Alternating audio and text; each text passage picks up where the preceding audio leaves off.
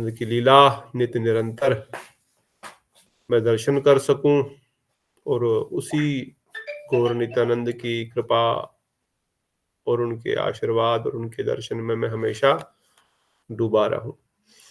तो इस प्रकार की प्रार्थना श्रील भक्तिविनोद ठाकुर द्वारा इस भजन के द्वारा हम सब के लिए भक्तिविनोद ठाकुर ये प्रार्थना कर रहे हैं, क्योंकि भक्तिविनोद ठाकुर रोज ही गौर नित्यानंद का दर्शन करते हैं। वो रोज ही गौर लीला का दर्शन कर रहे हैं, तभी तो गौर आरती लिख रहे हैं। जय जय गौरा चांद आरती के शोभा, जहां नवी तटवने जगमन लोबा। दक्षिणे नित्याई चांद बामे गदाधार, निकटे अद्वैत श्रीनिवास छत्रधार। कैसे बता रहे हैं, वो देख रहे हैं साक्षात गोदरूम से अपनी कुटिया में बैठ करके वो देख रहे हैं क्या ये नवदीप में गंगा के उस पार निमाई के जन्म स्थान पर योगपीठ में, जहां पर अभी चैतन्य मठ है, निमाई का जन्म स्थान है, वहां पर वो साक्षात दर्शन कर रहे हैं कि एक लाइट चमक रही है और फिर साक्षात महाप्रभु को देख रहे हैं। दक्षिणे नित्याई चांद, दक्षिण में नित्यानंद है, वाम में गदाधर है, निकट में अद्वैत श्रीनिवास छत्रधर है, स्वयं ब्रह्मा आदि आरती कर रहे हैं और शिव आदि नृत्य कर रहे हैं। ये सब देख रहे हैं भक्तिविनोद ठाकुर। वो ऑलरेडी इस चीज का रोज ही दर्शन कर रहे हैं, रोज ही इस प्रकार से वो दर्शन कर रहे हैं। मगर हम सब बद्धजीव कैसे उस चीज का दर्शन कर सके, कैसे हम भी गोलोक वृंदावन धाम का, नवदीप धाम में महाप्रभु का नित्य निरंतर दर्शन कर सके, यही प्रार्थना वो हमारी ओर से कर रहे हैं।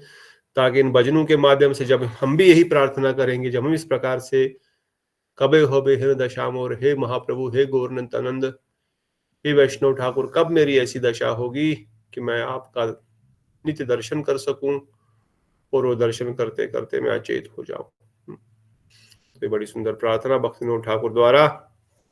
और इस प्रार्थना के बाद हम आज बृहद भागवत सभा को आगे बढ़ाते हुए सर्वप्रथम परम आदि गुरुदेव नितलीला प्रविष्ट ओम विष्णुपाद परमहंस परिवजकाचार्य वर अष्टोत्तर सत श्री श्रीमद् भक्तिवेदांत नारायण गोस्वामी महाराज जी के अभय चरणों में असंग प्रणाम अर्पण करते हैं, उनके हेतु कृपा की प्रार्थना करते हैं। तत्पश्चात भक्तिवेदांत स्वामी श्रील प्रभुपाद आचार्य केसी परम गुरुदेव श्रील भक्ति प्रज्ञान केशव गोस्वामी महाराज, जगत गुरु भक्ति सिद्धांत ठाकुर श्रील प्रभुपाद, श्रील भक्ति सिद्धांत जगत गुरु श्रील प्रभुपाद, समस्त रूपानुग गुरुवर्गों के चरणों में कोटि कोटि प्रणाम, उनके हेतु कृपा की प्रार्थना करते हैं।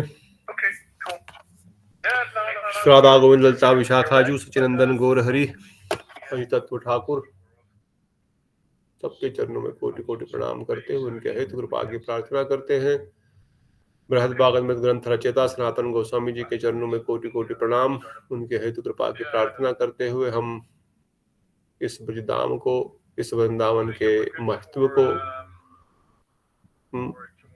उस ब्रज रस को, भक्ति रसामृत सिंधु रूपी अमृत का पान कर सके, श्रवण कर सके, समझ सके तत्व सिद्धांत को, उनके चरणों में ये प्रार्थना करते हैं। और एकत्रित भक्त वृंद, रेवती माता जी, नीतू माता जी, बिटा दीदी, मोहन प्रभु, शीला दीदी, दंडवत प्रणाम, शिवानी दीदी, प्रतिभा दीदी, श्याम सुंदर प्रभु, राधा दीदी, सुमन प्रभु, चंद्रमोहन प्रभु, दंडवत प्रणाम, प्रभु जी, दंडवत प्रणाम, हरे कृष्णा, हरि बोल, हरे चंद्रमोहन प्रभु जी दंडवत प्रणाम। आशा करते हैं आप ठीक है, बहुत दिनों बाद आपको देखा। आई होप हरे कृष्ण प्रभु जी, हरि बोल, सब ठीक है, बच्चा सब ठीक रहे तो फिर कोई चिंता नहीं, सब लोग ठीक रहिए, ठंड है, सब लोग खुश रहिए, आनंद दीजिए और भक्ति में आगे बढ़ते रहिए। भक्ति ही एक हमारा जीवन का लक्ष्य है। हरे कृष्णा प्रवीणा दीदी, चंद्रकांता, हरे कृष्णा प्रभु जी, दंडवत प्रणाम, राधे। तो हम लोग बृहद भागवत अमृत ग्रंथ का अध्ययन कर रहे हैं। हम लोगों ने बृहद भागवत अमृत में प्रारंभ किया किस प्रथम खंड पूर्व विभाग में हम लोग तृतीय अध्याय तीसरे चैप्टर में पहुंच गए हैं।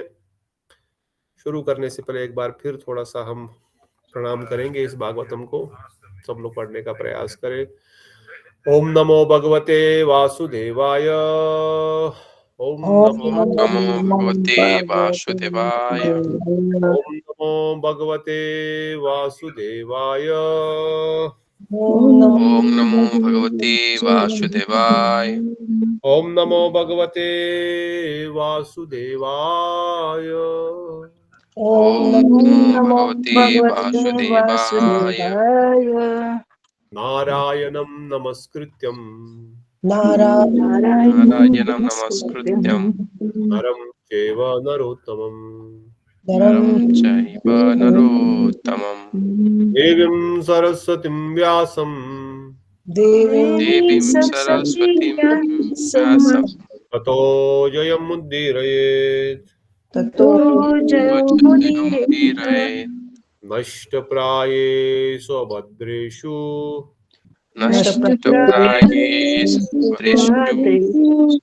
नित्यं भागवत सेवया नित्यं भागवत सेवया भगवते उत्तमाश्लोके भगवते उत्तम श्लोके भक्तिर्भवति निष्ठकी। भक्तिर्भवति निष्ठिकी।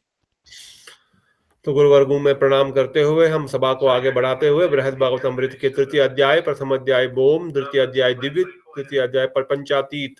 प्रथम अध्याय में नारद मुनि ने प्रयाग में उस ब्राह्मण राजा को गुणगान करते हुए उनको भगवान का विशेष कृपा पात्र माना, जबकि उन्होंने दक्षिण भारत में जो राजा उनसे अधिक भगवत सेवा कर रहा है, प्रसाद आदि वितरण कर रहा है, ठाकुर जी का पूजन आदि कर रहा है, उनको सही कृपा पात्र मानते हुए उनके पास भेजा। वहां पर भी जाने के बाद उन्होंने अपने आप की असमर्थता प्रकट करते हुए इंद्र को भगवान की सही कृपा पात्र माना, क्योंकि इंद्र के पास जो वैभव है, जो सेवा करने का अधिकार है, और जो उनके पास जिस प्रकार से स्वयं भगवान उनके महल में उनके भाई के रूप में रहते हैं, उससे बढ़िया भगवान का कृपा पात्र दूसरा कोई नहीं।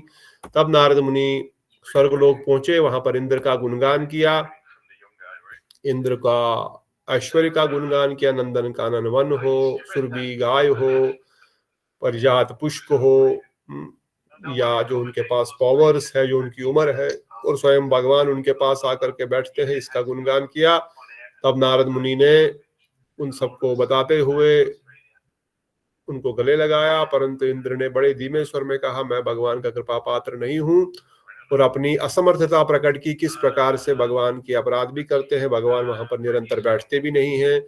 उन्होंने दूसरे ही वैकुंठ का निर्माण किया है, उसी स्वर्ग के ऊपर वहीं पर विराजमान रहते हैं। उनकी कृपा तो कहाँ है, उनकी आयु भी कितनी कम है ब्रह्मा जी से, उनका ऐश्वर्य भी कितना कम है, उनकी शक्तियां भी कितनी कम है, उनकी उम्र भी कितनी कम है। तो इस प्रकार से ब्रह्मा जी का उन्होंने बहुत गुणगान करते हुए, ब्रह्मा जी कितने भगवान के कृपा पात्र है, साक्षात भगवान उनके साथ ही रहते हैं सहस्त्र शीर्ष विष्णु के रूप में, और सारे लोकपाल उनके अंतर्गत है, अर्थात वरुण, चंद्र, अग्नि, सूर्य सब उनके अंतर्गत है, सारे राक्षस भी उनके अंतर्गत है, सब लोग उनका बात मानते हैं। और मेरे जैसे 14 इंद्र तो उनके एक दिन में ही चले जाते हैं, तो मेरे इंद्र की क्या पोजीशन है। तो इस प्रकार से उनका गुणगान करते हुए जब ब्रह्मा जी ब्रह्मलोक गए, फिर हमने सुना किस प्रकार ब्रह्मा जी ने कान बंद कर लिए, अपने 8 कान अपने 8 हाथों से बंद कर लिए, बोले ऐसा मत बोलो, मैं जगदीश, मैं भगवान नहीं, मैं गुना अवतार भी नहीं, भगवान के त्रिगुण इस सृष्टि को चला रहे हैं, मैं तो बस भगवान की शक्ति के प्रधान के दारण, बस उसका केयर टेकर हूं, देखता रहता हूं बस क्या सही है क्या नहीं है। उल्टा मैं तो अपराध से निरंतर डरता रहता हूं कि मेरे ये लोकपाल कोई गलती न करे। मैं वरदान देता हूं किसी को, वो राक्षस लोग गलती करते हैं तब भी मुझे डांट पड़ती है, देवतागण कुछ गलती करे तब भी मुझे डांट पड़ती रहती है। इसलिए मैं भगवान का विशेष कृपा पात्र नहीं हूं, और मेरी भी उम्र क्या है, भगवान विष्णु की एक श्वास के समान, एक श्वास में मेरा समय समाप्त हो जाता है। मैं तो छोटा सा ब्रह्मा हूँ, बड़े बड़े ब्रह्मा भगवान के एक श्वास में संपूर्ण रूप से महाप्रलय को प्राप्त हो जाते हैं। और भगवान भी यहाँ पर मेरे लिए नहीं है, क्योंकि ये यज्ञ में उन्होंने वेदों में प्रॉमिस किया है कि मैं यज्ञ का भोग खाने अवश्य आऊंगा, इसलिए वो यहाँ पर विराजमान है, क्योंकि मैं यज्ञ करता हूँ तो इसलिए भगवान आते हैं। और यहाँ पे ही नहीं, महरलोक में भी जाते हैं, वहां पर भी यज्ञ करते हैं, ब्राह्मण लोग, प्रजापति लोग, तो वहां पर भी जाते हैं। तो मेरे पास बैठने से मेरे लिए नहीं, वेदों के प्रॉमिस को पूरी करने के लिए वो यहाँ पर है। तो इस प्रकार से मैं भगवान का कृपा पात्र नहीं हूं। मैंने जिन राक्षसों को वरदान दिया वो राक्षस भी भगवान के विरोधी हुए, और खुद भी गलती करता हूँ, ग्वाल बाल भी चुराए थे। परंतु इतनी कृपा है कि इसी बहाने वृंदावन जाने का मौका मिला, भगवान का मुखमंडल का उस बाल रूप का दर्शन करने का सौभाग्य प्राप्त हुआ। तो इस प्रकार से फिर उन्होंने शिव जी का गुणगान प्रारंभ किया, क्योंकि भगवान शिव ही इस माया से परे हैं। इस ब्रह्मांड, ये पूरा 14 भुवन जो बने हुए हैं, 14 प्लेनेटरी सिस्टम जो भी है, और इसके जो 8 आवरण है, इससे बाहर, इससे परे जो ब्रह्म, जो शिवलोक है, जहां पर शिव जी विराजमान है, वह भगवान के सच्चे कृपा पात्र है। वो तो हम सब लोगों पे हंसते हैं। ब्रह्मा जी कहते हैं मुझ पर, इंद्र जैसे लोगों पर वो हंसते हैं। हंसते हैं इन द सेंस कि क्या कर रहे हैं ये लोग, सपने में पानी पी करके प्यास बुझाने का प्रयास कर रहे हैं। हाँ? स्वप्न आनंद को ही सही में आनंद समझ रहे हैं, इनको तो आनंद की अनुभूति नहीं है। इसलिए आप क्या करो, आप शिवलोक में चले जाओ, वहां वो भगवान के विशेष कृपा पात्र है। तब जाकर के वो शिवलोक की ओर जाते हैं। तब वो समझाते हैं ब्रह्मा जी, एक शिव इस जगत में शंभु के रूप में, शंकर भगवान के रूप में विराजमान है। ये उसी शिव का प्रकाश है, या उसका एक्सपेंशन है, उसका विस्तार है, जो इस ब्रह्मांड के बाहर सदाशिव जी रहते हैं, उसी का ये विस्तार है। परंतु ये कभी यहाँ होते हैं, कभी वहीं पर होते हैं। ये कुबेर की प्रसन्नता के लिए उन्होंने यहाँ पर कैलाश में अपना निवास प्राप्त किया है। पर मेन तो जो सदाशिव है, जो इस ब्रह्मांड से बाहर, जो मुक्ति पथ से ऊपर है, उस शिव जी के पास तुम जाओ, और वही भगवान के सही कृपा पात्र है। तब हम जानते हैं नारद मुनि शिवलोक में पहुंचते हैं।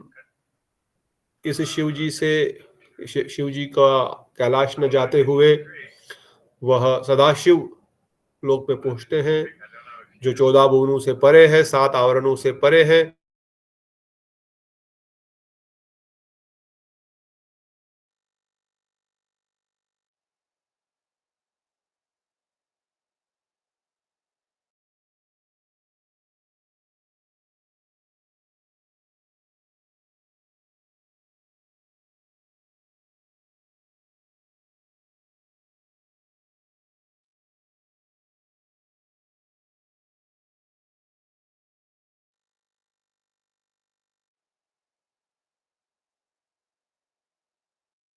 प्रभु रुक गया है, वीडियो रुक गया है, ऑडियो भी नहीं सुनाई दे रहा है।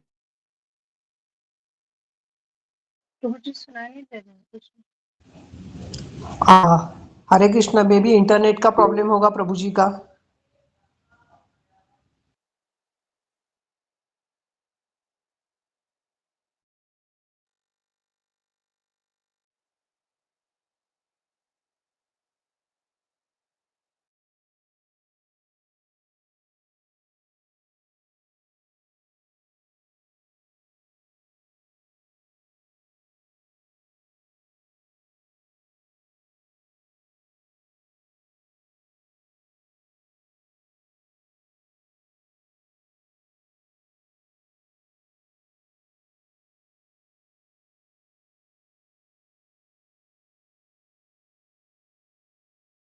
हरे कृष्णा, आपकी आवाज आ रही है? किसी की? मुझे नहीं आ रही। नहीं, हरे कृष्णा दीदी नहीं आ रही है, आवाज भी नहीं है, और he has left I think. Internet का कुछ इशू है लगता है।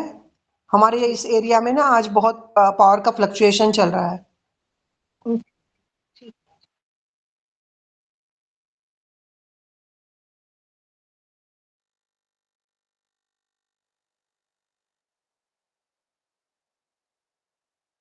भोलेनाथ, हे शंकर भगवान, आप भगवान के शुद्ध भक्त हैं। आप के जैसा भगवान का दूसरा कोई भक्त आपकी आवाज बीच में गई थी। आवाज चली गई थी सबके लिए कि आपके लिए? हाँ, नहीं, सबके लिए। नहीं, सबके लिए गई थी, सबके लिए गई थी। कहां से कहां तक गई? जब आप बोल रहे थे 14 भुवन से परे और 7 आवरण से परे हैं, तब से सदाशिव को मिलने पहुंचे। Okay, let me see what happened. Am I connected to correct network? No. Wait a minute.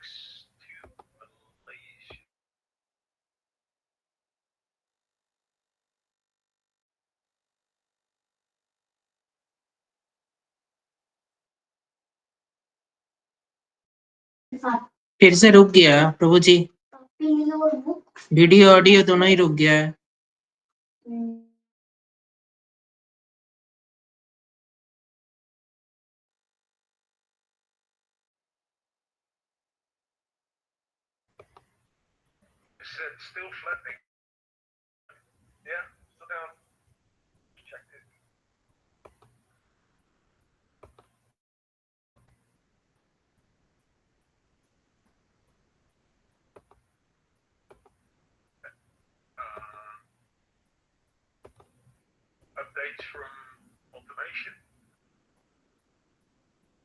आवाज आ रही है किसी को? हरे कृष्णा। हरे हाँ, कृष्णा आ रही आपकी है आवाज मुझे, आ आ रहे हैं। अभी आ रही है, मैंने कुछ नेटवर्क गड़बड़। हाँ, अभी मैंने वाईफाई चेंज किया। अगर फिर से चली जाए तो आप मुझे बता सकते हैं, पता नहीं कैसे बताएंगे आप। सोच मैसेज कर देना तो ज़्यादा देर तक चली जाए व्हाट्सएप पे कहीं पर। ओके, तो हम लोग डिस्कस कर रहे हैं किस प्रकार नारद मुनि इन 14 भुवनों को पार करते हुए, 7 आवरणों को क्रॉस करते हुए भगवान शंकर के निवास कैलाश सदाशिव लोक में प्रवेश करते हैं। और वहां पर वो क्या देख रहे हैं? वहां पे क्या देख रहे हैं? शिव जी, पार्वती, गणेश जी, कार्तिकेय सब संकीर्तन में मग्न है, बेहोश होकर नृत्य कर रहे हैं। Very good, very good. Shiv Shankar भगवान जी नृत्य कर रहे हैं और हाँ, सभी लोग कीर्तन कर रहे हैं। और तब बहुत देर तक नृत्य करने के बाद नारद मुनि भी नृत्य करने लग जाते हैं। और फिर जब थोड़ी देर बाद शंकर जी को आंख खुलती है कि भाई मेरा गुरुभाई आया हुआ है, तो उनको प्रणाम करते हैं, उनको स्वागत करते हैं। भगवान शंकर बैठ जाते हैं। तब नारद मुनि बड़े धीमे स्वर में धीरे धीरे कहते हैं कि हे भोलेनाथ, हे शंकर भगवान, हे गुरुभाई, आप भगवान के विशेष कृपा पात्र हैं। आपसे बढ़कर भगवान की कृपा किसी और पर नहीं है। तब शंकर भगवान चुप रहते हैं, कुछ नहीं बोलते हैं। पर फिर ब्रह्मा जी नारद मुनि और गुणगान करते हैं कि मैं ही नहीं, इवन स्वयं श्री कृष्ण भी आपका गुणगान करते हैं। तब शिव जी खड़े होकर के नारद मुनि के मुख पर हाथ रखते हैं। कहते हैं आप मुझको भगवान का कृपा पात्र बता रहे हैं, ऐसा मत करो। आपने अपराध किया है मेरे प्रति। नारद मुनि शंकर भगवान के चरणों को छूते हैं। देखते भोलेनाथ थोड़े से गुस्सा न हो जाए, और वो बैठ जाते हैं। तब नारद मुनि उनका गुणगान करते हैं। कहते हैं आपने कभी भी भगवान के चरणों में अपराध नहीं किया। जो आप बता रहे हैं मैंने कृष्ण के चरणों में कई बार अपराध किया है, कभी अपराध नहीं किया जो हमने पिछली बार पढ़ा था। भगवान श्री हरि ने तो आपका कभी अपराध लिया ही नहीं। चाहे बानासुर युद्ध में आप उनके खिलाफ खड़े हुए, पर आपने उनकी प्रार्थना करते हुए उनको आनंद प्रदान किया। चाहे गर्ग मुनि के पुत्र जयद्रथ सुदीक्षिणा को जो वरदान दिए, उन वरदानों में आपने हमेशा कुछ छिद्र रखे ताकि वो वरदान बड़े आराम से भगवान काट सके। वो हमने ऑलरेडी डिस्कस किया था। हमने कैसे डिस्कस किया? काल यवन जो गर्ग मुनि का पुत्र है, जो यवन पत्नी से उनको हुआ था, हाँ, उसी प्रकार से कुबेर ने या जयद्रथ ने जो वरदान भगवान से मांगा कि मैं पांडवों को मार सकूं, भगवान ने कहा नहीं, अर्जुन के बगैर तुम बाकी किसी को भी हरा सकते हो। तो इस प्रकार समझाया, जब भी आपने वरदान दिया हमेशा आपने ये ध्यान रखा कि भगवान के जो भक्त है, जो वैष्णव है, उनको कोई हानि नहीं पहुंचनी चाहिए, कोई भी वरदान आपने दिया हो। इसलिए आप पर तो विशेष कृपा भगवान की है, क्योंकि आपने हमेशा भगवान का ध्यान रखा है। उस प्रकार से आप भगवान के कृपा पात्र है। और आगे वर्णन करते हैं, आप तो विशेष रूप से विनम्र इतने हैं कि चित्रकेतु महाराज जब आप पर हंसते हैं तब भी आपने कभी भी उनके हंसी मजाक को गुरुबाई की तरह समझा, क्योंकि वो भी गुरुबाई है, वो भी संकर्षण के शिष्य है। तो एक गुरुबाई दूसरे गुरुबाई पे कुछ मजाक भी करे, कोई बात नहीं, चलता है, पर कोई जूनियर करे तो फिर वो अपराध बन जाता है। परंतु ऐसा शास्त्र वर्णन करते हैं, कोई सदगुरु जो होते हैं, महाभागवत जो होते हैं, वो अपराध किसी का नहीं लेते। ये शंकर भगवान के जीवन से हम शिक्षा ले रहे हैं। वैष्णव कभी अपराध लेते ही नहीं है, क्योंकि वो तो सबके सुहृद है, सुहृद सर्वभूता नाम। परंतु वैष्णव की चरण धूलि अपराध ले लेती है। अगर आपने किसी वैष्णव के प्रति अपराध किया, वो तो कुछ नहीं लेंगे, क्योंकि तो महाभागवत तो सबको, सब पे दया दृष्टि रखते हैं। पर उनके जो शिष्य है, उनके जो फॉलोवर्स है, उनके जो वेलविशर्स है, वो उतने अभी महाभागवत नहीं है। उनके हृदय में चोट लग सकती है, उनको बुरा लग सकता है, पर उनको बुरा लगने से ऑटोमेटिकली ही हमको अपराध लग जाता है। इसलिए कहते हैं वैष्णव कभी भी अपराध नहीं लेते, मगर वैष्णव की चरण धूलि अपराध ले लेती है। चरण धूलि कहने का तात्पर्य है उनके शिष्य, उनके फॉलोवर्स। तो चित्रकेतु महाराज के हंसने से, चित्रकेतु महाराज क्यों हंस रहे हैं? जैसे आज नारद मुनि आए, आगे सनातन गोसाई पाद वर्णन करते हैं बृहद भागवत अमृत में, कि शंकर भगवान तो इस प्रकार से नृत्य कर रहे थे कि उनके कपड़े भी उनके सर पर नहीं है, वो श्वेतांबर, दिगंबर, अर्थात कि उनके शरीर पे एक वस्त्र नहीं है। वो अपनी धर्मपत्नी के साथ नृत्य कर रहे हैं, बच्चों के साथ, सभी गणों के साथ, उनको कुछ पता ही नहीं क्या हो रहा है। वो इस प्रकार से भगवत नाम में निमग्न है। और नारद मुनि ये देख करके वो भी निमग्न हो जाते हैं, वो भी नृत्य करने लग जाते हैं। मतलब शंकर भगवान को कुछ फर्क नहीं पड़ता कोई क्या बोल रहा है, कोई देख रहा है, समझ नहीं देख रहा, कोई मेरे बारे में क्या बोल रहा है, क्या नहीं बोल रहा है, उनको कोई फर्क नहीं पड़ने वाला। वो तो नृत्य में भगवान नाम में मग्न हो चुके हैं। तो वही चित्रकेतु महाराज ने जब देखा अपनी धर्मपत्नी के बगल में बिठा करके, और है तो वो एक मृगछाला धारण किए हुए हैं, और धर्मपत्नी स्वयं पार्वती कोई साधारण स्त्री नहीं, हजारों करोड़ों अप्सराओं को एक साथ मिलाया जाए तब भी वो पार्वती की सुंदरता का कोई कंपैरिजन नहीं किया जा सकता है।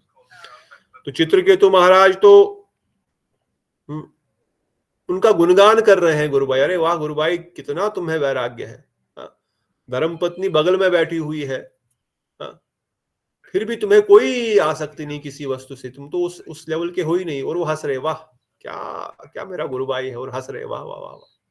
शंकर भगवान भी जानते, मगर पार्वती को लगा ये हंस रहे हैं मेरे पति के ऊपर, ये जानते नहीं ये कौन है, इसलिए उन्होंने उनको शाप दे दिया, क्या वृतासुर बनिए। नारद मुनि कहते हैं वो तो चलो शाप को वापस भी लौटा सकते हैं, पार्वती को बोलते हैं उनमें शक्ति है, वापस आपको शाप दे सकते हैं, परंतु वो ऐसा नहीं करेंगे। क्यों? क्योंकि वो भी महाभागवत है, वो भी महान वैष्णव है। उनको फर्क नहीं पड़ता मैं कौन से शरीर में रहूं, मैं राक्षस के शरीर में रहूं या देवता के शरीर में रहूं या ऋषि के शरीर में रहूं, करना तो मुझे भजन ही है, शरीर कैसा भी हो क्या फर्क पड़ता है। ये शिक्षा है हम सबके लिए, शरीर कैसा भी हो, किसी भी अवस्था में कैसा हो, किसी भी स्थान पर क्यों न रहे, देश में रहे, परदेश में रहे, सुख में रहे, दुख में रहे, पैसे में रहे, गरीबी में रहे, भोगों में रहे, न रहे, ठंड है, सर्दी है, गर्मी, जो भजन करने वाला वक्त हो निरंतर भजन ही करेगा, उसको भजन से मतलब है, उसको शरीर से कोई मतलब ही नहीं है। इसलिए चित्रकेतु महाराज ने कहा धन्यवाद देवी, स्वागत है आपके आशीर्वाद का, आपके शाप का। पर पार्वती शंकर भगवान बोलते हैं ये आपने अच्छा नहीं किया, वो तो वैष्णव है, उन्होंने कुछ नहीं बोला, वरना आपका वापस शाप दे सकते हैं, पर वो शाप देंगे नहीं। वही नारद मुनि कह रहे हैं क्योंकि आप इतने दयालु है, आप पे हंसे भी कोई तो भी आपने किसी प्रकार से कोई अपराध उनका नहीं लिया। और अगर कोई कहे कि भगवान श्री कृष्ण से आपने वर मांगा था कि आप उनसे अधिक पूजनीय हो, तो ये भी आपने भगवान श्री कृष्ण की प्रसन्नता के लिए ही किया कि भाई हरि की तुलना में इस संसार में ज्यादा लोग शंकर भगवान की पूजा क्यों करते हैं? कृष्ण भक्त के ज्यादा आप संसारी लोगों को देखेंगे तो शंकर भक्त ज्यादा है।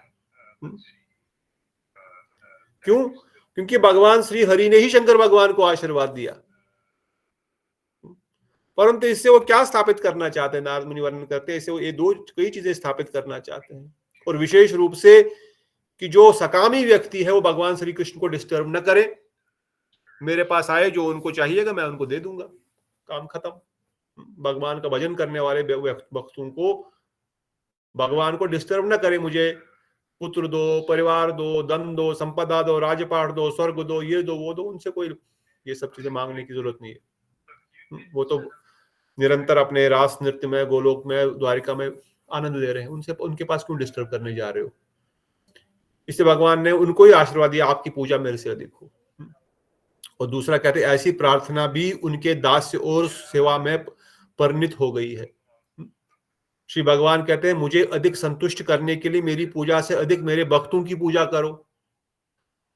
दूसरा, आपने ऐसा क्यों करवाया? ताकि भगवान इस बात को स्थापित कर सके कि मेरी पूजा करने वाला मुझे प्राप्त नहीं होगा इतना शीघ्र, परंतु मेरे भक्त की पूजा करने वाला मुझे शीघ्र प्राप्त होगा।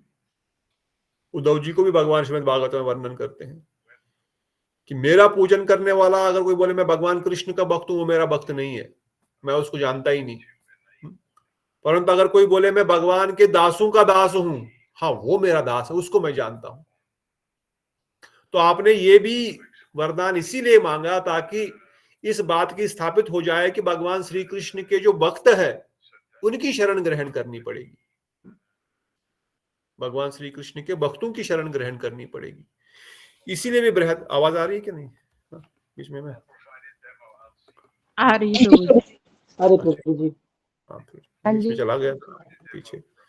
तो इसलिए अगर कोई सोचे, कोई अगर ये सोचे कि भगवान शंकर ने ऐसा क्यों कहा, तो इसलिए ताकि भगवान के भक्तों का वैशिष्ट्य बढ़ा सके भगवान श्री हरि ने, इसलिए उनको भगवान से विधि पूजा करने का वरदान प्रदान किया।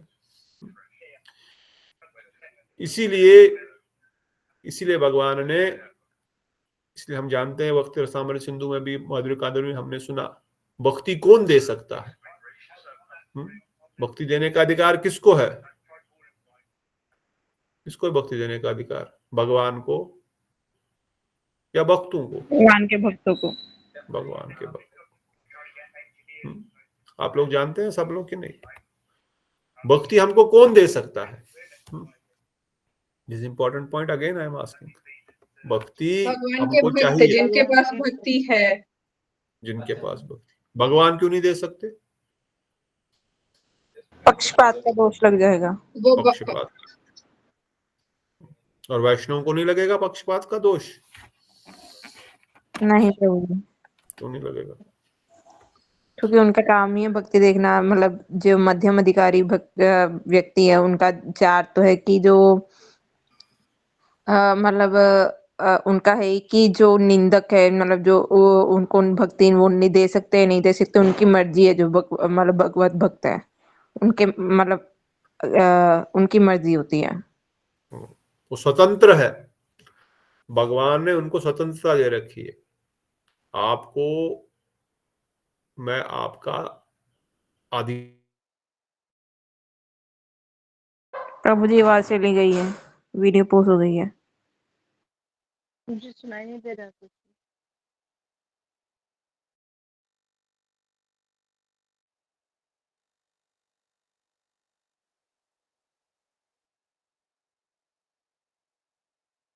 हरे कृष्ण प्रभु जी। इससे शायद नेट प्रॉब्लम।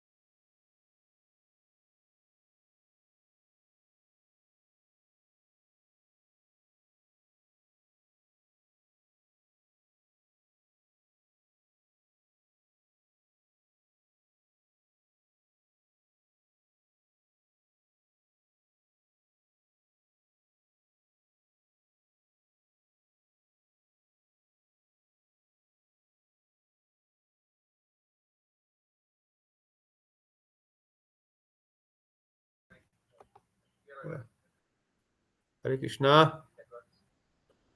हरे कृष्णा। हरे कृष्ण प्रभु जी, आवाज ही चली गई थी अभी। आवाज ही चली गई थी। कुछ तो गड़बड़ हो रहा है आज नेट का, पता नहीं।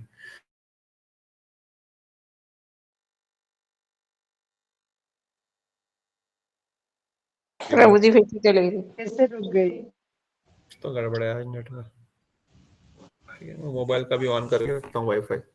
अभी आवाज आ रही है? हाँ जी प्रभु जी। ठीक। मैं बता रहा था चंद्रकांता दीदी मिनिस्ट्री ऑफ डिफेंस में काम करती है, तो क्या मोदी खुद सैलरी देने आते हैं उनको, या राजनाथ सिंह आते हैं क्या? हाँ दीदी। नहीं तो ना, तो ऑफिस का कोई कैशियर, कोई अकाउंटेंट, कोई अकाउंट में सैलरी ऑटोमेटिक आ जाती है कि नहीं? हाँ प्रभु जी। उसी प्रकार से भगवान भक्ति देते हैं मगर खुद नहीं, खुद वही सब काम नहीं, किसी के माध्यम से। वो वैष्णव माध्यम है, गुरु माध्यम है। एक साधारण संसार में बड़ा अफसर, कंपनी का सीईओ, मालिक भी किसी व्यक्ति को सैलरी देने के लिए या उसको हेल्प करनी, या सैलरी समझो एग्जांपल के तौर पर, वो नहीं आता है। उसने सिस्टम बना के रखा है कि वो एचआर है, वो आपका अकाउंट नंबर है, ये बैंक है, इसमें आपको ऑटोमेटिक सैलरी आ जाएगी मंथ एंड पे। वो खुद नहीं आता उन सब चीजों के लिए। उसी प्रकार भगवान ने भक्ति देने का अधिकार भक्तों को दे के रखा हुआ है। आपको कैसे देनी है, किसको देनी है, आप दे दीजिए। आप जानते हैं मेरी क्या, मुझे क्या पसंद है, क्या पसंद नहीं है, किसको भक्त बनाना है, किसको नहीं बनाना है, ये आपके पास ये अधिकार है। तो वही यहां पर बता रहे हैं कि शिवजी, नारद मुनि शिवजी को ही बता रहे हैं। Am I audible? That is connected? हाँ जी प्रभु जी। आज आपको बोलते रहना पड़ेगा बार बार। तो इस प्रकार से नारद मुनि शंकर भगवान को कह रहे हैं, आप ही नहीं अपितु पार्वती देवी को भी भगवान ने मुक्ति देने का अधिकार दे रखा है। किस प्रकार की मुक्ति देने का अधिकार दे रखा है? किस प्रकार की मुक्ति देने का अधिकार दे रखा है? Any idea? मुक्ति। एक तो सायुज्य मुक्ति अर्थात एक तो ब्रह्म ज्योति में विलीन होने का, और दूसरा कौन सा? कैलाश में निवास प्राप्त करने का। कैलाश जो भगवान शंकर का लोक है, वो भी मुक्त लोक है। प्रलय में उसका प्रलय होता है क्या? शिवलोक। Very good. नहीं प्रभु जी। बात समझ आ रही है कि नहीं सबको? जब महाप्रलय होगा, ब्रह्मा जी भी चले जाएंगे 100 साल बाद, तो क्या भगवान शंकर का शिवलोक खत्म हो जाएगा कि रहेगा? रहेगा प्रभु जी। रहेगा प्रभु जी। रहेगा। क्या होगा रेवती माता जी, श्रेया दीदी, क्या होगा? जल्दी बताओ। अनम्यूट करके सब। तो रहेगा। तो ये मुक्ति हुआ कि नहीं हुआ? जिसका कभी नाश ना हो सके वो मुक्त है कि नहीं है? है कि नहीं है भाई? है। तो इसलिए नारद मुनि कहते हैं भगवान ने आपको मुक्ति देने तक का भी अधिकार दे के रखा हुआ है। आप मुक्ति भी प्रदान कर सकते हैं। आप ही नहीं, अभी तो माता पार्वती भी इसको दे सकती है। इतना ही नहीं, भगवान श्री हरि ने माता दुर्गा को अपनी बहन के रूप में स्वीकार किया हुआ है। योग माया के रूप में उन्होंने वृंदावन में उनका जन्म कराया, और अष्ट दुर्गा के रूप में उनको बहन के रूप में स्वीकार किया। इतना ही नहीं, माता पार्वती और आपके आशीर्वाद से कई लोगों को कृष्ण भक्ति अर्थात भगवत प्रेम गोलोक वृंदावन धाम भी प्राप्त हुआ है। कोई एग्जाम्पल? नारद मुनि झूठ तो नहीं बोल रहे? जी, जो राधा वल्लभ विग्रह दिए कृष्ण जी ने, किसको दिए? इसका क्या प्रमाण है? माता दुर्गा की कृपा से किसी को भगवत कृष्ण प्रेम मिला, भगवत धाम प्राप्त हुआ? प्रभु जी वो वो जो एक कृष्णदास और चंडीदास नायक है। चंडीदास, हाँ। चंडीदास, चंडीदास को दिया।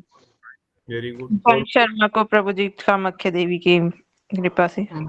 जन शर्मा जो द्वितीय अध्याय का टॉपिक है, या गोविंदास कविराज जिसने लिखा बजहुरे मन श्री नंद नंदन, एक एग्जाम्पल है, बहुत सारी एग्जाम्पल है कि नहीं। उनको कृष्ण भक्ति प्रदान करी।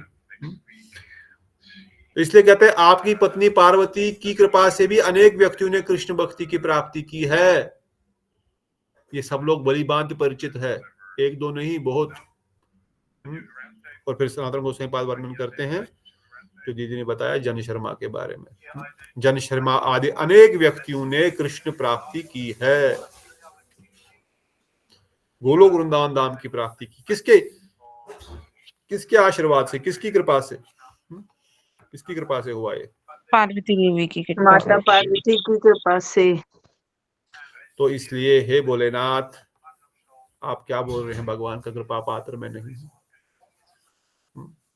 आप तो भक्ति भी प्रदान कर सकते हैं, आप तो मुक्ति भी प्रदान कर सकते हैं, संसारिक भोग भी आप प्रदान कर सकते हैं। आपको अग्र पूजन इन द सेंस भगवान ने आपको मेरे से अधिक पूजन करने का वरदान दे दिया, ज्यादा लोग आपको पूजा करेंगे, जाओ।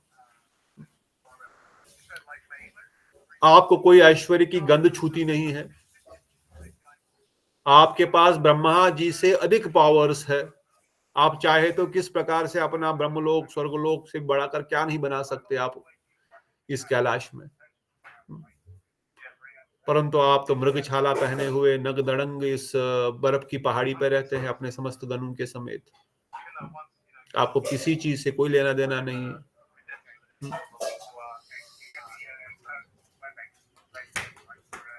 कहते हैं ना, आपने वो कथा सुनी है जब पार्वती ने शंकर भगवान को कहा था मेरे लिए भी एक महल बना दो भाई?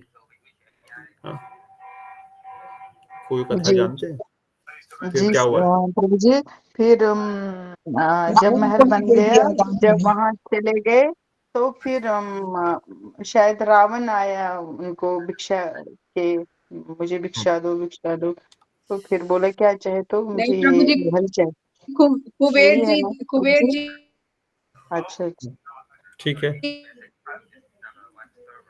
आवाज कट रही है, मेरी कट रही, मेरे लिए कट रही कि सबके लिए कट रही है?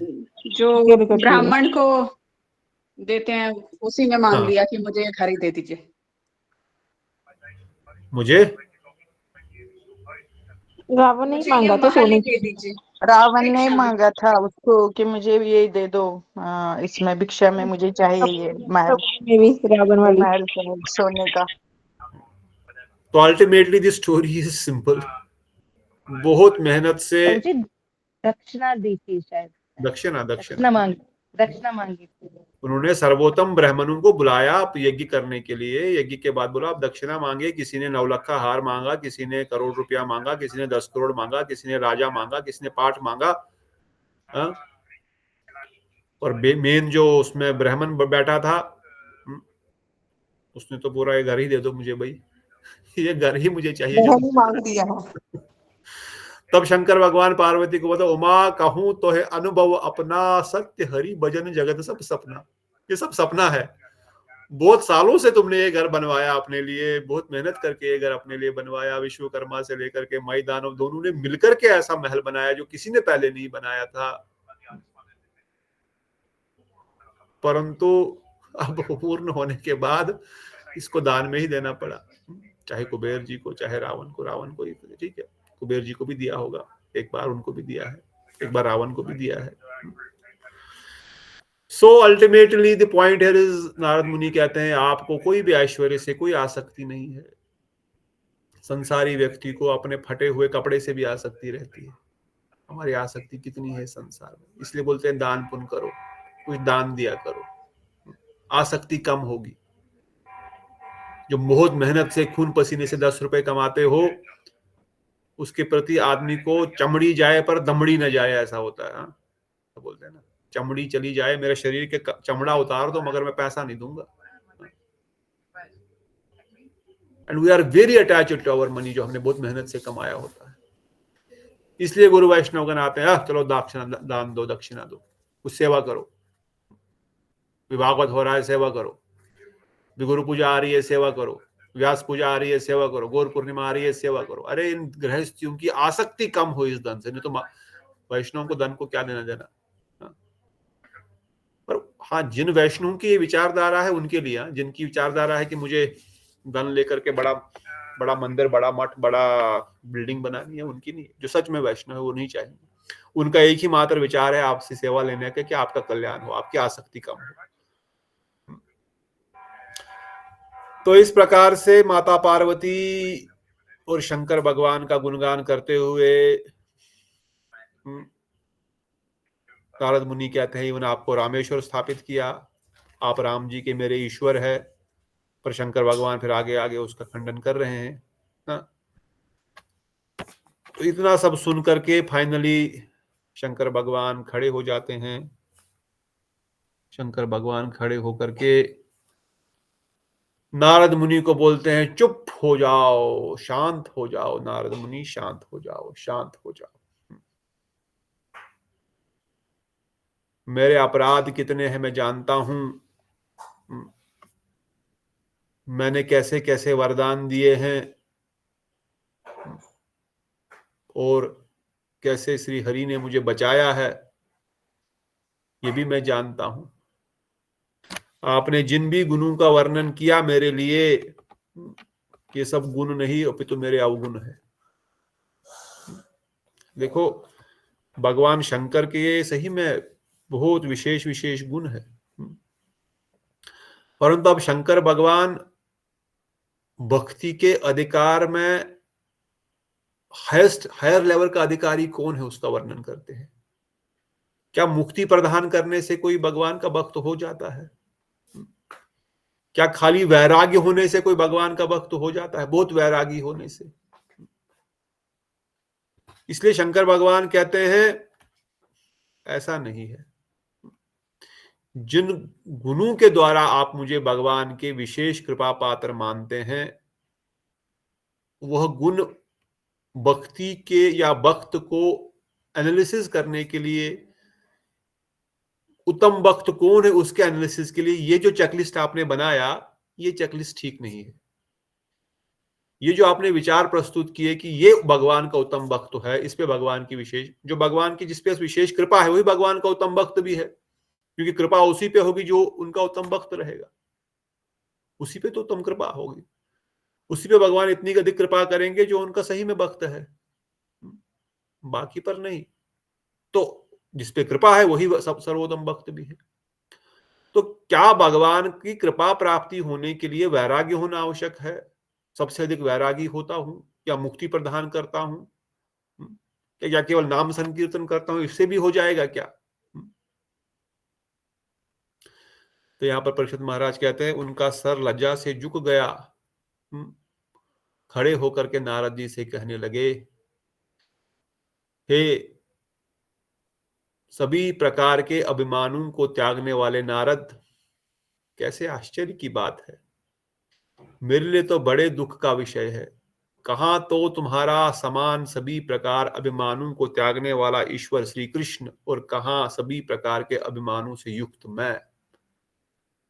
समस्त प्रकार के अभिमानों को त्यागने वाले भगवान श्री हरि है, और सब अभिमानों को धारण करने वाला मैं हूं। कैसे अभिमान? मैं लोकेश्वरता आदि समस्त अहंकारों का मूलभूत मुख्य अधिष्ठान हूं।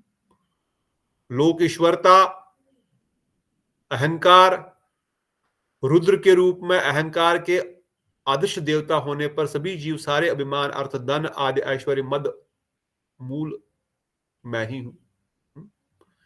जो हमारे पास अहंकार है, जो हमारे पास धन जन की भावना है, ये कारण, ये बुद्धि, ये विचार आया कहां से? तमोगुण से आया। तमोगुण के अधिष्ठाता भगवान शंकर। इसे भगवान शंकर बोलते हैं इन सब का कारण मैं हूं, क्योंकि मैं तमोगुण का अधिष्ठाता हूं। मैं लोकों का ईश्वर, ज्ञानदाता, ज्ञानी, मुक्ति दाता, भक्त, विष्णु भक्त प्रदाता इत्यादि सब प्रकार के अहंकारों से ढका हुआ हूं। शंकर भगवान को अहंकार नहीं है, पर भक्त हमेशा विनम्र रहते हैं। वो कहते हैं मैं मुक्ति दाता हूं, मुझे अहंकार है, मैं मुक्ति प्रदान कर सकता हूं।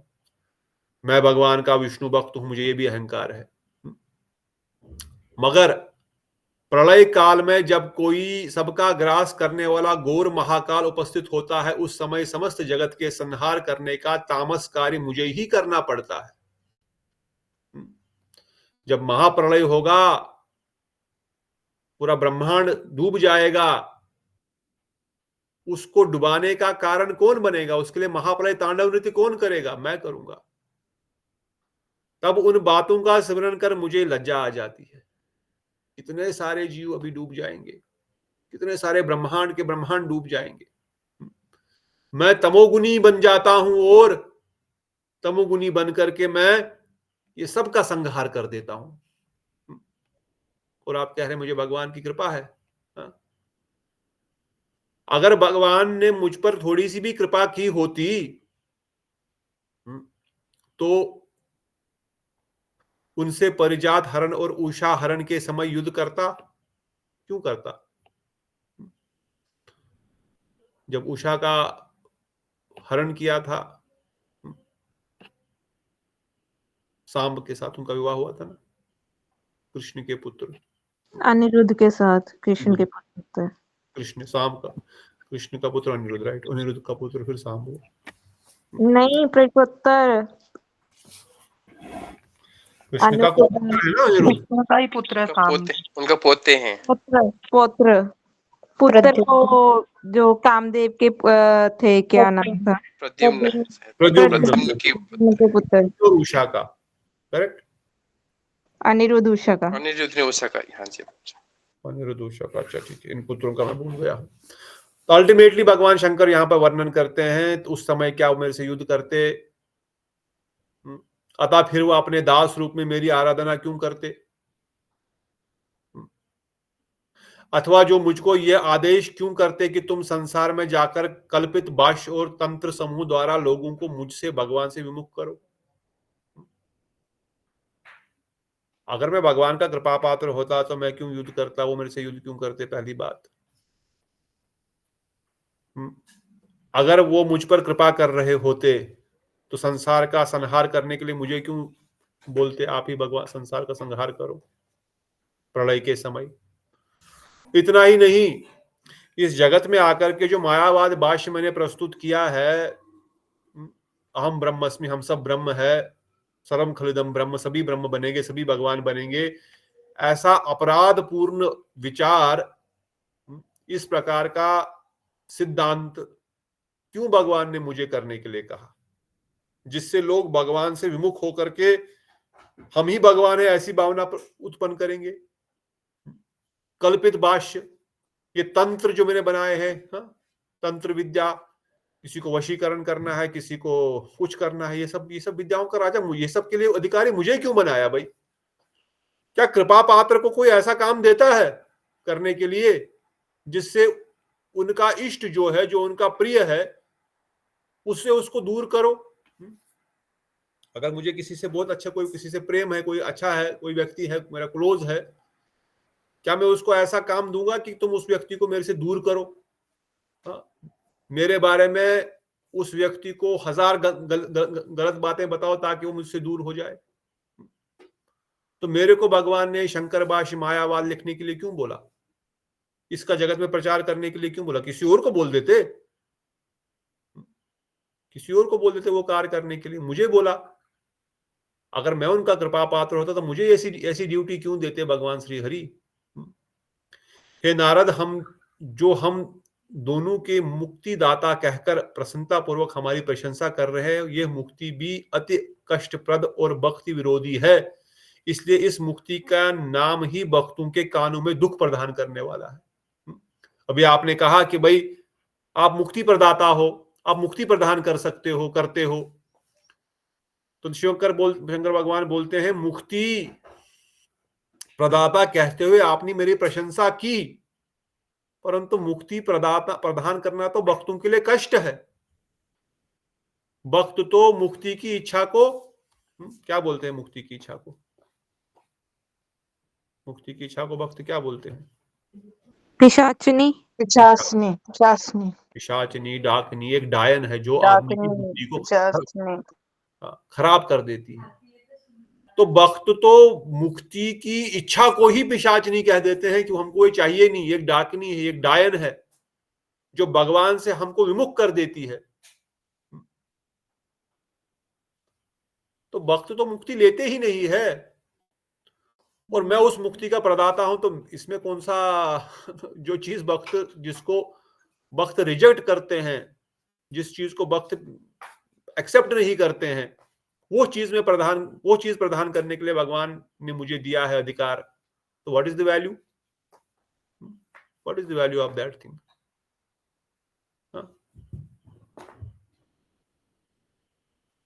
इसीलिए शंकर भगवान कहते हैं ये जो मुक्ति प्रदान करने का आशीर्वाद उन्होंने मुझे दिया या मुझे इसका वरदान दिया है, भक्तों को उससे कोई लेना देना नहीं है। अतएव हे कृष्ण के पार्षदों में श्रेष्ठ श्री नारद, मुझे कृष्ण का कृपा पात्र मत समझो। वैकुंठवास करने वाले भक्त ही उनकी सर्वश्रेष्ठ कृपा पात्र है। शंकर भगवान कहते हैं इन सब पॉइंट्स के कारण, जितने भी आपने मेरी प्रशंसा करी कि मैं बहुत वैरागी हूं, मैं मुक्ति प्रदान कर सकता हूं, या भगवान मेरी पूजा करते हैं, ये सब चीजें सच नहीं है। हाँ, सत्य है, परंतु फिर भी भगवान की कृपा मुझ पर इसलिए नहीं है क्योंकि इन सब ड्यूटीज को दे करके भगवान ने मुझे बहुत चीजों से वंचित करके रखा हुआ है। कोई भी अपने प्रिय व्यक्ति को उसके बारे में किसी को गाली देने के लिए बोले, तो क्या उसको पसंद आएगा? जैसे प्रभुपाद जी बोलते हैं, मायावादी सेज कृष्णा हैज नो।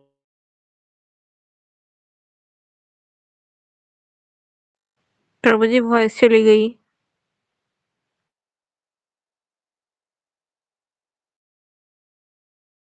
आंखें नहीं होती उसको क्या बोलते हैं? आवाज आ रही कि नहीं? प्रभु जी वॉइस बीच में चली गई थी। तो नारद मुनि कहां तक सुना था आपने लास्ट?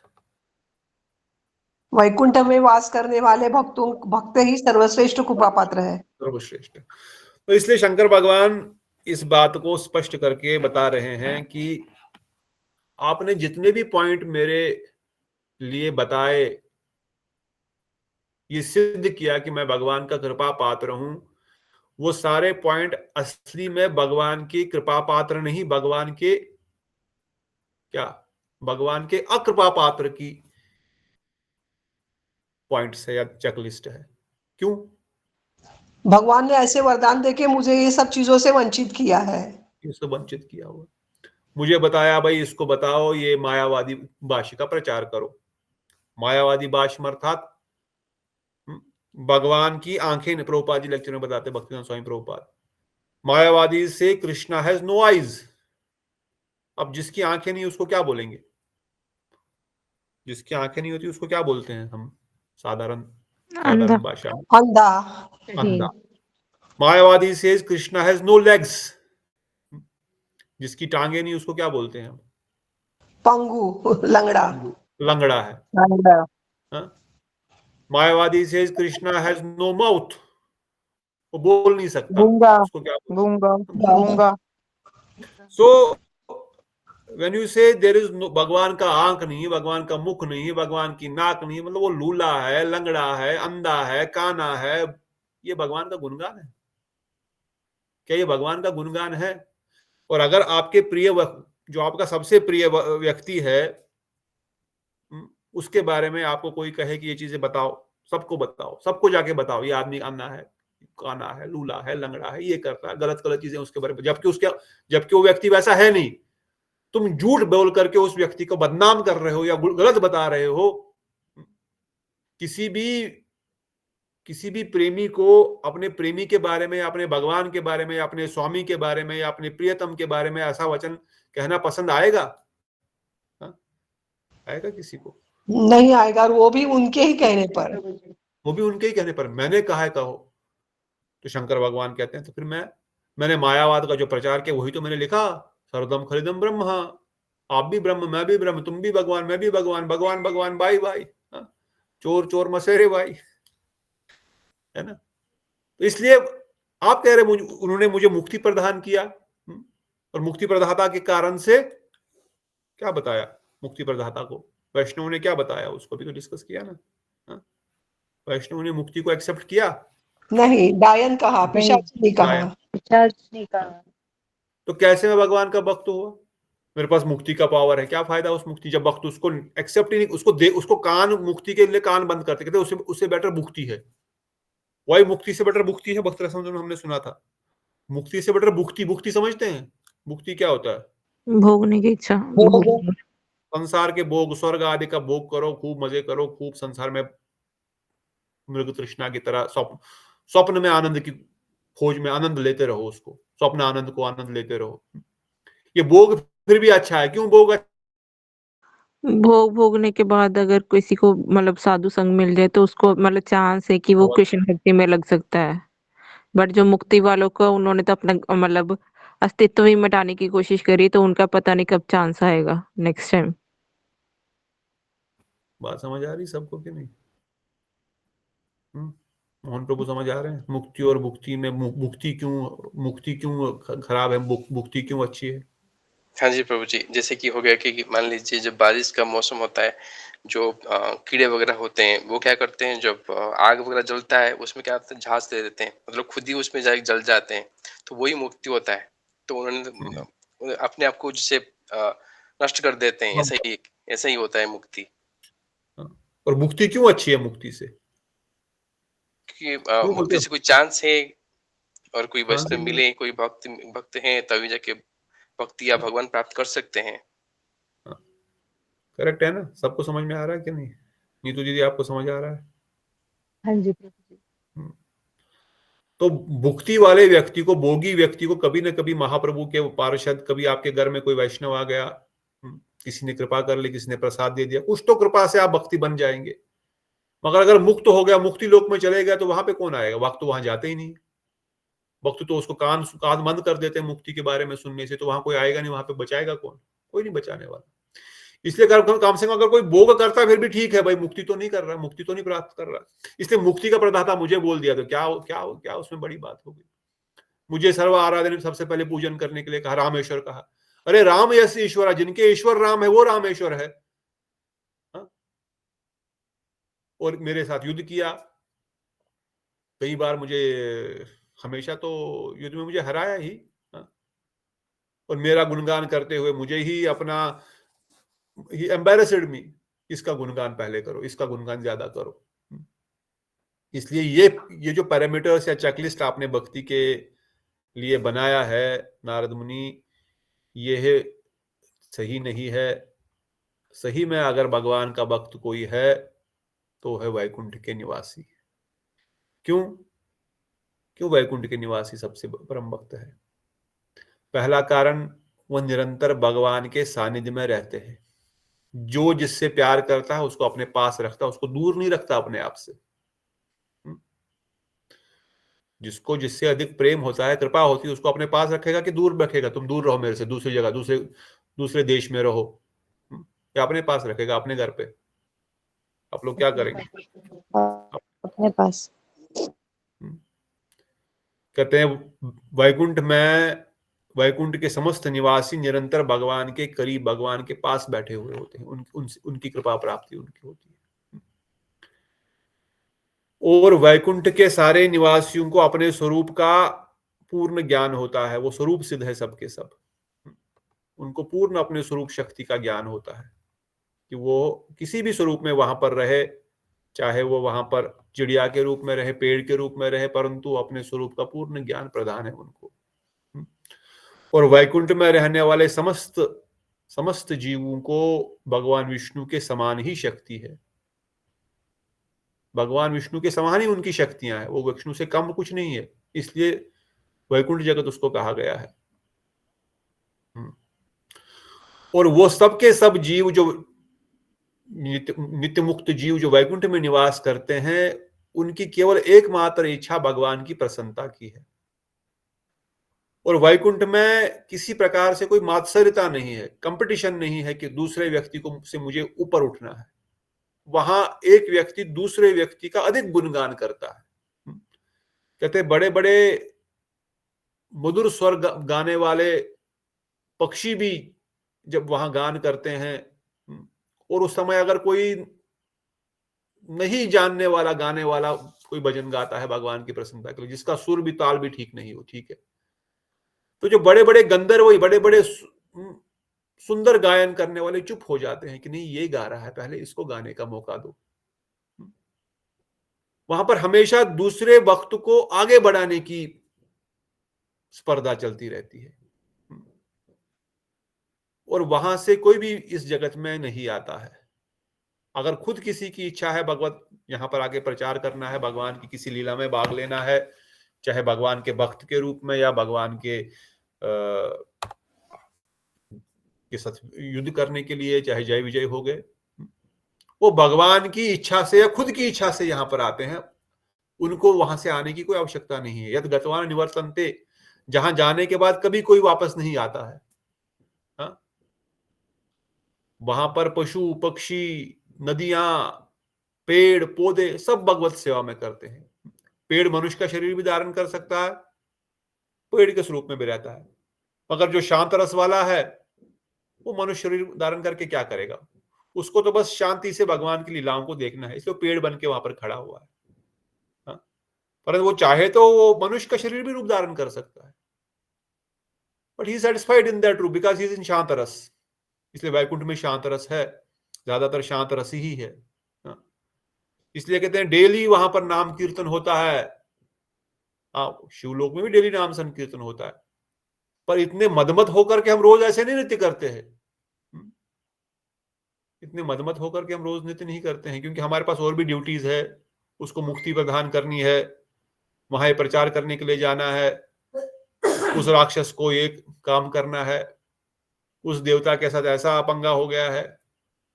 पर वैकुंठ में ऐसा कुछ है, वैकुंठ में कोई ना तो कोई देवता है ना तो कोई दानव है। वहां पर एक ही कार्य है, क्या है? भगवान के नाम का कीर्तन करो, भगवान की आरती हो, उसमें खड़े हो जाओ, भगवान को चमर डुलाना है, भगवान को दिया दिखाना है, भगवान का प्रसाद भोग लग रहा है, बस यही वहां पर निरंतर होता है। वहां पर और कुछ कार्य है ही नहीं।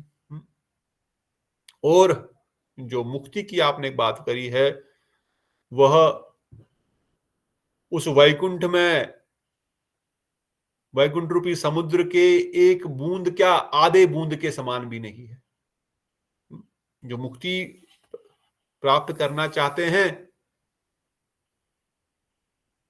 उनको जिस सुख की प्राप्ति होती है, वो सुख जो है वैकुंठ के समुद्र में एक बूंद के समान, आधे बूंद के बराबर भी नहीं है। तो इस प्रकार से शंकर भगवान वैकुंठ वासियों का गुणगान करते हैं, उनका और अधिक गुणगान करते हैं। तो शंकर भगवान उनका क्या क्या गुणगान करते हैं, क्या वैकुंठ वासियों के बारे में बताते हैं। तब माता पार्वती भी वैकुंठ में विशेष रूप से लक्ष्मी जी का गुणगान करती है कि लक्ष्मी जी किस प्रकार से उन वैकुंठ वासियों में सर्वश्रेष्ठ भगवान की भक्त है, वही भगवान की विशेष कृपा पात्र है। परंतु नारद मुनि, शंकर भगवान इन सब वैकुंठ वासियों का गुणगान सुनने के बाद नारद मुनि से कहते हैं, ये तो ठीक बोला है, वैकुंठवासी भगवान के कृपा पात्र है। माता पार्वती ने कहा लक्ष्मी जी सर्वश्रेष्ठ वैकुंठवासियों में कृपा पात्र है, वो भी सही है, परंतु इधर ध्यान से बात सुनो। पार्वती देवी थोड़ी यहां वहां चली जाती है, बोली कान में बताते हैं, बड़े धीरे से बताते हैं, परंतु असली कृपा पात्र जो है उन वैकुंठ वासियों से भी अधिक प्रहलाद महाराज है। कान में बताते उनको धीरे से, तुम यहां से पातालोक में चले जाओ, वैकुंठ जाने की आवश्यकता नहीं है, पातालोक चले जाओ, वहां प्रहलाद महाराज से मिलो। तब वो प्रहलाद महाराज का गुणगान करते हैं, वैकुंठ वासियों का भी गुणगान करते हैं, प्रहलाद महाराज का गुणगान करते हैं। क्यों वैकुंठ न जाते हुए प्रहलाद महाराज के पास जाने के लिए कह रहे हैं, कि हम सुनेंगे कल आगे। और प्रहलाद महाराज किन कारणों से शिव से अधिक भक्त यहां पर भगवत कृपा पात्र माने जा रहे हैं, या एवं वैकुंठ वासियों से भी अधिक कृपा पात्र क्यों प्रहलाद महाराज है। अब इन विचारों को हमको समझना है। तो यही भक्ति का जो भक्ति में जब हम आगे बढ़ेंगे, अपने लक्ष्य को केंद्रित करेंगे, साधन भजन करेंगे, तो ये विचार जब हम सुनेंगे इस प्रकार से विद रीजन, विद एग्जाम्पल, क्यों नारद मुनि ने इसको मना किया, क्यों शंकर भगवान इस चीज को बता रहे हैं, तो क्या हम सही में वो चीज कर रहे हैं जो सही में शुद्ध भक्ति है, या हम वो चीज कर रहे हैं जो हमको बहुत लेवल पर नारद ये इंद्र की पदवी दिला सकती है, या ब्रह्म पदवी दिला सकती है, या मुक्ति दिला सकती है, या एवं वैकुंठ भी दिला सकता है, या एवं शिवलोक दिला सकता है। हम किस प्रकार की भक्ति कर रहे हैं, हमारा भक्ति का लक्ष्य क्या होना चाहिए। इसलिए सनातन गोस्वामी पाद इस ग्रंथ के माध्यम से परीक्षित महाराज, माता उत्तरा को उसके लक्ष्य को निर्धारित करने की शिक्षा प्रदान कर रहे हैं, सब चीजों को एक एक पॉइंट को समझाते हुए। कल को कोई कंफ्यूजन नहीं होना चाहिए कि अगर ये चीज सामने आ गई तो मैं आराम से इस ग्रंथ के माध्यम से एनालिसिस कर सकूंगा कि क्या ये भक्ति है या नहीं है। शंकर भगवान ने तो मना किया था ये चीज, ब्रह्मा जी ने तो मना की थी ये चीज, तो मैं इसको भक्ति तो नहीं समझ रहा हूं। हाँ, ये वैष्णव है, क्या ये वैष्णव इस चीज को फॉलो कर रहे हैं या शुद्ध भक्ति की चीजों को फॉलो कर रहे हैं। अच्छा, तो मुझे इनका संग करना है या इनका संग करना है, वैष्णव का संग करना है, वैष्णव प्राय का संग करना है। हाँ, तो यही तत्व सिद्धांत को जानने से ये सब चीजें क्लियर हो जाएंगी, और तब हम एक निष्ठ भक्ति, जो भगवान कहते हैं व्यवसायिक मां बुद्धि एक कर करुनंदना, एक करुनंदन है अर्जुन, जो इधर उधर बुद्धि भटक रही है, ये भी करेंगे, ये भी ठीक हो, वो भी ठीक होगा, नहीं, उसको एक करो, एक करो, एक में करो स्थापित। किस एक में स्थापित करना है, क्यों वही एक सर्वोत्तम है। तो यही तत्व सिद्धांत यहाँ पर हम आगे आगे सुनेंगे। कोई प्रश्न किसी का आज की कथा में, कोई कमेंट, कोई और पॉइंट कल की कथा का आज? प्रभु जी, हरे जी माता जी, आपने अभी बोला वैष्णव प्राय, मुझे ये समझ नहीं है वैष्णव प्राय कहने का तात्पर्य होता है जो दिखते हैं वैष्णव मगर वैष्णव होते नहीं है। वैष्णव दिखने का शो करते हैं, अंदर से बहुत अधिक भोगी होते हैं, बहुत उनके अवगुण होते हैं, मगर बाहर से वह वैष्णव दिखाने का डोंग करते हैं, उनको बोलते हैं वैष्णव प्राय। ये बहुत खतरनाक होते हैं। क्यों? क्योंकि इन पे भरोसा करके हम लोग कुछ भी कर लेते हैं, परंतु हमको लगा वैष्णव तिलक लगाया हुआ है, कंठी धारण किया, धोती कुर्ता कर रहा है, हरे कृष्ण प्रभु जी, हरे कृष्ण माता जी, हरे कृष्ण, ऐसे बाहर से बहुत शो कर रहे हैं, अंदर से इनकी कपटता है, उनका लक्ष्य कुछ और है। और जो सरल जीव है, विशेषकर जो नया भक्त है, जो शास्त्र सिद्धांत नहीं जानता, उनके भरोसा करके सर्वस्व उनको दे देता है अपना, कई बार तो उनको अपना गुरु मान बना लेते हैं, और फिर जिंदगी भर रोते रहते हैं। क्यों? हमने बाहर से देखा तिलक धारण है, कंठी माला है, माला हाथ में है, ये तो वैष्णव हो गया जी। इसलिए बताया गया उनको वैष्णव प्राय, मतलब दिखने वैष्णव लगता है पर वैष्णव है नहीं। ठीक है ना? इसलिए वैष्णव और वैष्णव प्राय में डिफरेंशिएट करना बहुत जरूरी है, शास्त्र के आधार पर, मन के आधार पर नहीं, मेरे कहने के आधार पर, किसी के कहने पर आधार नहीं। वैष्णव कौन है, वैष्णव के क्या गुण है। ऐसा नहीं कि जिसने तिलक लगाया, धोती कुर्ता धारण किया, वैष्णव नहीं होगा, वो एक्सटर्नल है। जैसे डॉक्टर ने व्हाइट सूट लगाया, ऊपर से स्टेथोस्कोप डाला, इससे वो डॉक्टर दिखता है, ये अच्छी बात है, परंतु वो सूट लगाना ही डॉक्टर होना नहीं है, उसमें डॉक्टर के गुण होने चाहिए। उसी प्रकार से वैष्णव के गुण होने चाहिए हमारे अंदर। फिर उसने अगर धोती नहीं भी लगाई हो, उसने तिलक नहीं भी धारण किया हो, पर उसके अंदर वैष्णव के गुण है, फिर भी वो वैष्णव, वो पैंट शर्ट में ही क्यों ना आ रहा हो मठ में, पर उसके अंदर वैष्णव के गुण है, तो उसको वैष्णव कहेंगे। न कि उसने वैष्णव का खाली ड्रेस पहन के रखा हुआ है। पर इसका मतलब ये नहीं है कि वो धोती कुर्ता नहीं पहनेगा या वो तिलक नहीं लगाएगा, वो लगाएगा, क्योंकि तिलक लगाना भक्ति के 64 अंगों का एक विशेष अंग है, इसलिए वो तिलक लगाएगा ही लगाएगा। मगर अगर कोई भक्ति के 64 अंगों में अंग नहीं होगा तो उसके लिए वो ज्यादा ध्यान नहीं देगा वो, क्योंकि उसको मुझे शो करना है कि भाई हाँ मैं वैष्णव हूं, पर वो भक्ति का अंग नहीं है तो उसको प्रायोरिटी नहीं देगा वो, क्योंकि वो भक्ति का अंग है ही नहीं। तो वो करने से अच्छा लग सकता है, अच्छा इंप्रेशन पड़ सकता है, प्रचार के लिए अच्छा हो सकता है, दूसरों को भक्त बनाने के लिए अच्छा हो सकता है, परंतु उसके लिए उसकी प्रायोरिटी हो भी सकती है, वो करे या ना करे दैट इज नॉट इम्पोर्टेंट। इसलिए वैष्णव प्राय में वैष्णव के गुण नहीं होते हैं, बस वैष्णव का दिखावा होता है। परंतु सच्चे वैष्णव में वैष्णव के अगर दिखे भी नहीं परंतु फिर भी वो अंदर से वैष्णव होता है। ठीक है, और कोई प्रश्न? Any other question? ठीक, अगर नहीं तो बहुत बहुत धन्यवाद आप सबके। जम्मू में शीघ्र ही भागवत सप्ताह होने वाला है। कल मुझे बंदा महाराज जी ने, कल नहीं कुछ दिन पहले से वो भेजा था उनका शेड्यूल, आई थिंक 11 नवंबर से बस 15-20 दिन बाद। तो बहुत अच्छा मौका है आप सब भक्तों को भागवत सुनने के लिए और भागवत में सेवा करने के लिए। ये बहुत विशेष है, आपके खुद के मठ में हो रहा है। I think, I don't know आपके ग्रुप में मैसेज आया नहीं आया, पर आएगा शीघ्र ही। आ गया था क्या? हाँ, तो बड़ा सुंदर है। पन्ना महाराज मुझे भी यहाँ पर जब आए थे तो बोले थे आने के लिए, पर बहुत दूर है, बट लेट अस सी। परंतु महाराज जी सरल वैष्णव है, अच्छे वैष्णव है, निष्कपट वैष्णव है, केवल भक्ति साधन भजन जीव कल्याण के लिए कार्य कर रहे हैं। और ये भागवत सप्ताह आपके खुद के मठ में हो रहा है तो सबने अच्छे से भाग लेना है, जो भी जम्मू वासी है और जो भी जा सकते हैं आ सकते हैं, और जो भी आपका सेवा है करना चाहिए। विशेषकर भागवतम में प्रसादम का बड़ा विशेष महत्व होता है।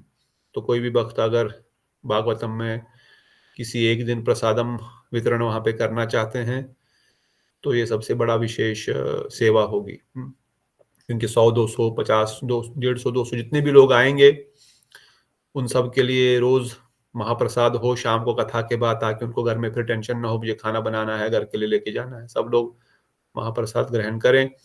और हर दिन कुछ न कुछ उत्सव होता है, कभी कृष्ण जन्म लीला उत्सव है, कभी राधा रानी का जन्म है, कभी गोवर्धन पूजा होगी, कभी वामन देव का अपीयरेंस होगा।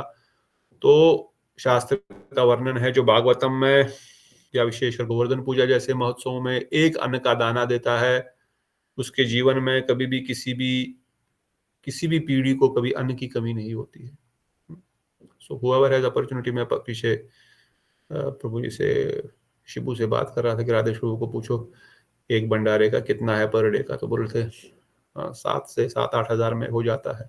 ज्यादा आइटम नहीं रखेंगे, 1-2 आइटम रखेंगे, परंतु 100-200 लोग जितने भी आएंगे सबको प्रसाद देंगे। तो जो भक्तगण प्रसाद हम स्पॉन्सर करना चाहते हैं एक दिन का, उस दिन उस भक्त को विशेष रूप से महाराज जी आशीर्वाद देंगे। यजमान उस दिन का यजमान वो होगा, स्टेज पे बुला करके भगवान का आशीर्वाद, भगवान की माला, उनका गुणगान होगा। गुणगान इन द सेंस वैष्णव का आशीर्वाद है। सुनता नहीं, प्रदेश प्रभु से बहुत पहले बात कर रहा था, तब मुझे ध्यान आया कि भक्त लोग यहाँ पर कथा में होते हैं, तो आपके संपर्क में कोई है, आप खुद भी किसी दिन प्रसादम स्पॉन्सर करना चाहते हैं, 5-7 हज़ार कोई ज्यादा नहीं है, आपकी ओर से एक दिन प्रसादम, और या किसी के पास नहीं है उतना तो 2 भक्तगण मिलकर के भी कर सकते हैं। एक दिन 7 दिन का प्रसादम है, एक दिन प्रसादम सब भक्तों को खिलाइए, छोटी मोटी, इवन अपने घर में बुलाने से वैष्णव को फिर वहां पर खुद बनाओ, भोग लगाओ, फिर बनाओ, फिर दक्षिणा दो सबको, उससे बेटर है तो वहीं पर एक दिन का भंडारा अपनी ओर से किया जाए और आपको भागवतम में भंडारा करने का फल मिलेगा। ये तो चलो जम्मू छोटा शहर है, नहीं तो नॉर्थ दिल्ली विली साइड तो एक दिन का भंडारा करने के लिए लोगों की लाइन लगी रहती कि मुझे मौका मिले, मुझे मौका मिले। हमने बेंगलोर में जब सप्ताह किया था तब भी हमने सोचा कौन करेगा, फिर एक दिन के लिए 4-4 लोग स्पॉन्सर आ जाते थे। तो विशेष रूप से आप हो या कोई भी वहां पर आपके संपर्क में कोई हो जो करना चाहता है इस प्रकार से, तो फिर आप राधेश प्रभु से संपर्क कर सकते हैं कि हम लोग एक दिन करना चाहते हैं भंडारा। जैसे मैंने बताया 5-7 हज़ार, ये ज्यादा खर्चा नहीं है, पर वो दिन आपके नाम से प्रसाद होगा। वैसे मैं आपसे ही कर लूं संपर्क इसके लिए? हाँ बोल दो, मैंने आपका नाम बोल दिया है। वो विकू भी करेंगे, विकू और आशीष जी भी। ठीक है, एक दिन आपकी ओर से, एक दिन विकू आशीष जी की, दो स्पॉन्सर, दो प्रसाद हम स्पॉन्सर। हम भी करते हैं प्रभु जी। बहुत सुंदर। नीतू जी हम भी करते हैं। आप अपनी भाभी को घर बोलिए। बुलाया था इस बार। एक दिन अमन बिठा के मठ में सेवा। बहुत अच्छा है। ठीक है नीतू दीदी, आप भी आइए ना जम्मू। मैं कोशिश कर रहा हूँ, थोड़ा सा प्लान तो था आने का। विकू भी आपसे ही संपर्क कर लेंगी इसके लिए। ठीक है, मतलब मैं बता रहा हूँ, मेरे को बता करके फिर मैं उनको नंबर दे बताएगी, उसने कल ही बोला। ठीक है, मैं कर लूंगी आशीष जी और विश्वाली के नाम से। बहुत अच्छा है, क्योंकि एक एक दिन किसी वैष्णव को वैष्णव भोजन प्राप्त करेंगे, आपके कर्म कटेंगे, स्फूर्ति लाभ होगा। भागवतम के लिए कुछ भी एक दान, अन्न का दाना भी देना भी बहुत विशेष है। और कोई पूरे दिन का या पूरे एक दिन का उन वैष्णवों को, भक्तों जो आएंगे कथा स्पॉन्सर करेगा प्रसाद के लिए, तो उससे बढ़िया क्या होता है। एक दाना जब इतना शक्तिशाली हो सकता है, तो पूरी सभा के लिए महाप्रसाद का स्पॉन्सर करना या महाप्रसाद खिलाना सबसे विशेष है। तो घर पे बुलाना भी अच्छी बात है, वहां पर भी अच्छी है, व्हाटएवर वे। बट जिनको घर पे बुलाने का प्लान है, तो पर घर पे आपको और भी सेवाएं होंगी, और भी कार्य होता है। या कोई जैसा, चलो हम लोग घर पे बुलाएंगे, आप तो वैष्णव है, घर पे बुला सकते हैं, आपका तो घर में खाएंगे भी, पाएंगे भी, कीर्तन भी हो सकता है। परंतु आपके संपर्क में कोई अवैष्णव है जो घर पे नहीं बुला सकते, उनके घर नहीं जाते हैं, उनको बोला जा सकता है कि आपको एक मौका दिया जा रहा है, आप आज का प्रसाद हम आपकी ओर से रख लीजिए। तो जस्ट मेरे बुद्धि में आए पॉइंट, तो मैंने पता नहीं परसों में किसी से बात कर रहा था, फिर नीता दीदी का फोन आया, तो फिर मैंने उनसे बात किया, तो उन्होंने बोला हाँ हम करेंगे।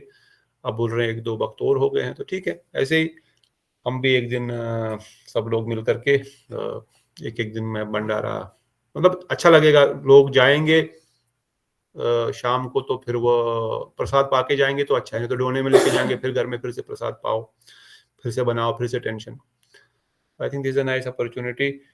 तो आप जो है, जो मुझसे संपर्क करना चाहे मुझसे कीजिए, मैं राधेश प्रभु को बता दूंगा। जो डायरेक्ट राधेश प्रभु से संपर्क कर रहे हैं वहां पर, जो वहां पर है, वो डायरेक्टली उनसे बात कर सकते हैं और अपनी सेवा उनको दे सकते हैं। तो ये बहुत अच्छा है। भागवत सप्ताह का आप लाभ लीजिए। राजेश प्रभु को ही देते हैं, क्योंकि हाँ मीनाक्षी हमें, हाँ, आपको तो मीनाक्षी पकड़ती है, मीनाक्षी सारा संभालती है यहाँ पे। परंतु बेटर है राधेश प्रभु को बता करके कि मतलब जो रेगुलरली कुछ ना कुछ लोग सेवा देते ही हैं, मैं जानता ही हूँ, बहुत सारी सेवाएं वहां पे होती है। परंतु ये एक अलग, मतलब विशेषकर आप भक्त तो कैसे भी है, नहीं भी करेंगे तो भी चलेगा, परंतु हाँ किसी को प्रेरणा दे करके ये सेवा करवाना ज्यादा लाभकारी है, विशेषकर जिनके घर नहीं जाते हैं वैष्णव, या जो कभी ऐसा कार्य नहीं करते हैं। बाकी आप सब लोग तो बहुत पुराने जुड़े हुए, आप तो पता है, आप तो करते हैं सेवा किसी भी प्रकार से, तो ये बहुत अच्छा है। तो मेरे बुद्धि में आया, भागवत हम पढ़ रहे हैं, बृहद भागवतामृत पढ़ रहे हैं, तो भागवत हो रहा है, तो मुझे परसों तो उन्होंने पोस्टर अपना भेजा था शेड्यूल का, तो मुझे तब ध्यान आया। तो बहुत अच्छा, बहुत बहुत धन्यवाद।